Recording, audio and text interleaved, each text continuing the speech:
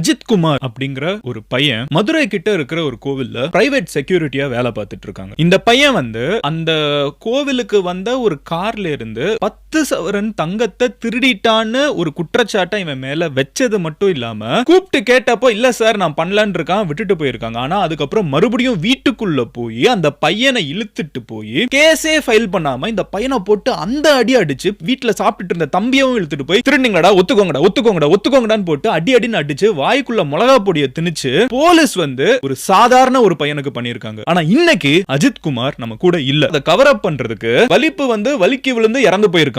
எவ்வளவு நாளுங்க இந்த வலிக்கு விழுந்த கதையை போட்டுட்டு இருப்பீங்க? இன்னைக்கு யாருக்கோ நடக்கிறது நாளைக்கு உங்களுக்கு நடக்கலாம். இந்த மாவு கட்டு போட்டு அதை செலிப்ரேட் பண்றது எங்க நியாயம் செத்துட்டு இருக்கு. உங்களுக்கு பிடிக்காத ஒருத்தனங்கிறதுக்காக மாவு கட்டு போடுறது சரியாயிடாது. இப்போ இதெல்லாம் நடந்து முடிஞ்சிருச்சு. 5 பேரை சஸ்பெண்ட் பண்றோங்கிறாங்க, அவங்க மேல கேஸ் போட்டிருக்கோங்கிறாங்க. எல்லாம் சரி. ஒரே ஒரு விஷயம் கேட்கிறேன், நீங்க இதெல்லாம் பண்றீங்க, தங்கம் எங்க? இன்னமும் அந்த தங்கத்தை யாரும் பார்க்கல.